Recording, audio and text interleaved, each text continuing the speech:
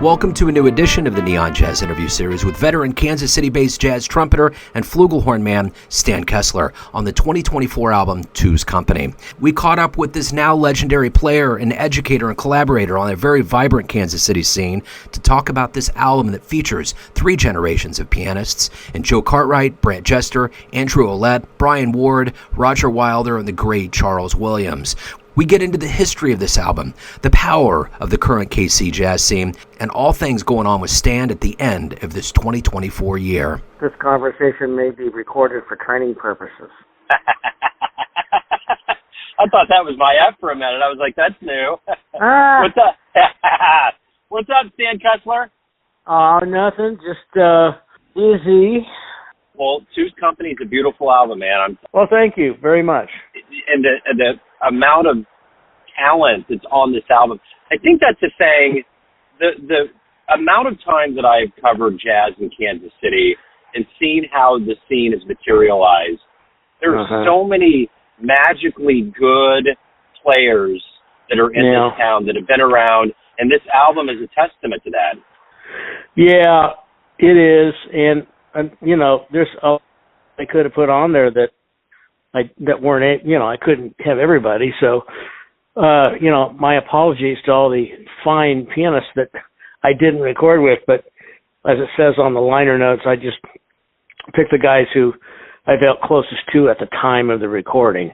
And so there's lots of other cats that are totally, you know, worthy of being on there. So, yeah, and it's just talent level right now in Kansas City is really up. It's just, I've lived here all my life. I've seen it wane and then, you know, grow and wane a little bit and then grow again, you know. So right now it's kind of at one of those peaks where there's tons of good players at every instrument. Well, the one thing, and I'm curious, why do you think that is? I mean, I know that we have a strong education program. I know that you're teaching the youth, but why is it right now in 2024? What do you think is a part of that mix? Well, it's partly that. It's partly the young players coming up, and that's one you know, quotient. That's one part of it. A big part of it. A lot of the guys, like for instance, that went through the program at UMKC when I was there, are now the sort of the older, not really old, but just, you know, older stalwarts in the community, you know, that have been playing here, stayed here, and played here professionally for, you know, 20 years after they graduated college. And so there's those guys. There's the guys like me that have been here all along, you know, and still playing. And then there's a bunch of guys who, or I say guys, I'm not saying just men, just guys, you know, men and women who have moved here from other cities because the scene is better, in that there's more work and it's cheaper to live here. So one example would be like some guys moving here from Portland. I mean, some of the best players we have had in Kansas City recently are moved here from Portland or the Portland area. Like, there's more work here, and it's cheaper to live here. So that's one part of it, too. Well, tell me a little bit about how this album, Two's Company, how did it come about? How did you pick the players, and how did it flow? The idea of doing duos has been rolling around in my head for a while, but I kind of swore off doing any more recording projects because it's so stressful. And I thought, all right, I'm done. But sometimes in life, you know, things happen and they're signs, and you keep, you know, following these signs, and it may lead you to where you wanted to go in the first place. So my friend and ex-student and real estate agent, Tommy Johnson Jr., a great trumpet player, and whose father, also a great trumpet player, a legend from Lawrence, Kansas, he and I were great friends. Anyway, Tommy had a couple of house concerts after he moved to his new house, and I heard about it from Brant Jester.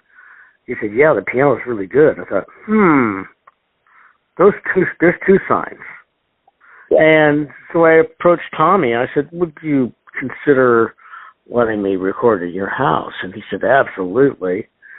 So I went over there and had a production meeting with Brant, and Brant and I played, and I had our recording engineer, Joe Cartwright, who's the recording, one of the recording teachers, studio teachers over at UMKC, and a friend. The three of us met to check out the room, and Joe decided what he wanted to do as far as treatment. We decided to go ahead with it. Then it was a matter of just picking the people and trying to schedule everybody. So I had scheduled 3 people on 2 different days. So, basically we did, each guy had 2 cuts, except for Roger Wilder got 3 just because it just worked out that way. And so there's 13 tracks with 6 different pianists. And like I said, I just picked the guys who I had done the most duo work with, and the guys who I felt the most simpatico with at the time of the recording. So that's how that happened, and it went really smoothly. I mean, it was, as a matter of fact, Tommy's wife, Laura, they were expecting a child. This was in February. They're expecting a child in April, and Tommy's in-laws were in town. And the 4 of them just left the house for 6 hours so I could, on both days. Now, who does that, right? I mean, it was extremely generous, and they were so sweet about it. I mean, I said, no, man, you can hang out. No, you have the house to yourself. They went around and went to the museum and did stuff like that. And they had a great time, and I had the house to myself, and it was lovely. And everybody was on. That was the other thing. You never know. But, these guys on that I was playing with, they're always on, period. And it was really boiled down to me. Was I going to be, at my best for, 6 hours on 2 days? And I was okay. So I like what we ended up with, and that's how that happened. After you're done with an album, there's so much that goes into it, from the planning to the playing to the recording, mastering, releasing it. How much do you grow after each release? How do you mature as a musician after you see these albums come out? That's an interesting question, Joe. Well, first of all, it's I think I'm better at it now as far as performing in the studio, because I just don't feel the pressure I used to feel. Plus, the technology is such that in a real studio where you have isolation, if you have everything sounds great except one bar, you can fix that. But in this case, this was old school. We had no isolation, so there was no redos.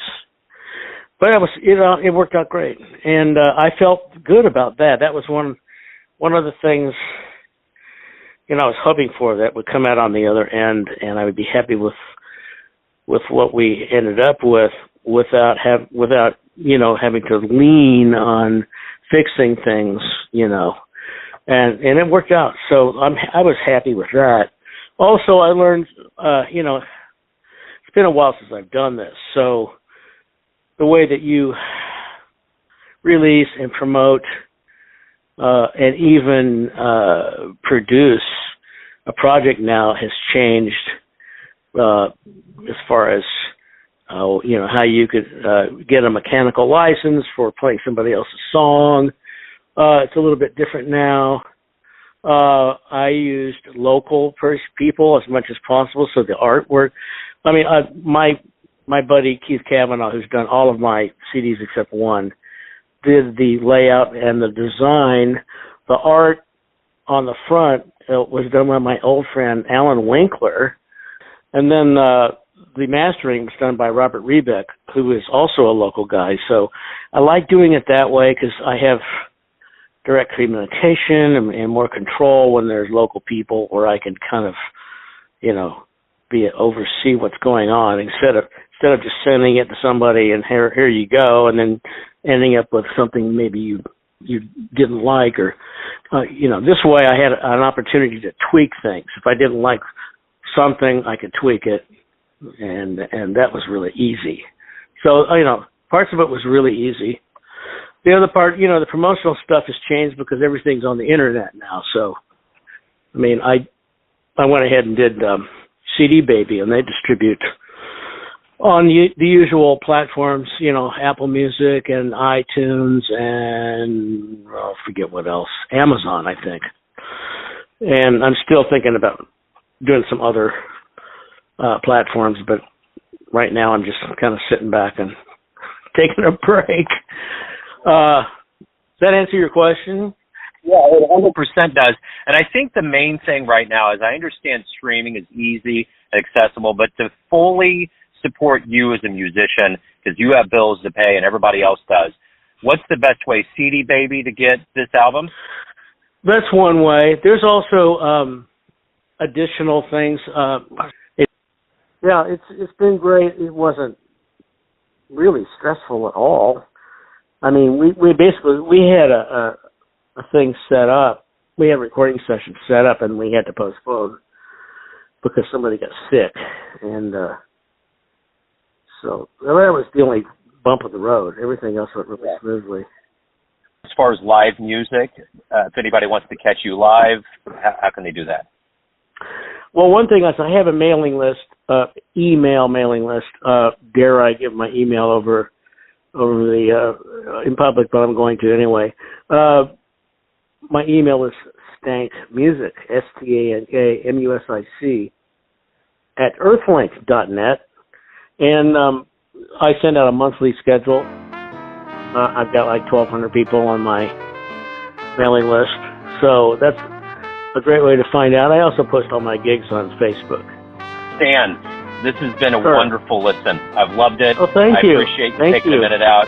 Thanks for listening and tuning into another Neon Jazz interview, where we give you a bit of insight into the finest cats in Kansas City and around the world. And thanks to Stan for being the coolest cat in the room. If you want to hear more Neon Jazz interviews, you can find us on Spotify and Apple Podcasts. Subscribe to us at YouTube, and for everything Neon Jazz, go to theneonjazz.blogspot.com.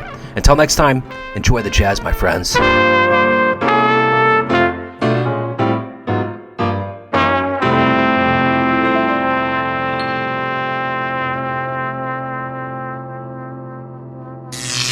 Neon Jazz.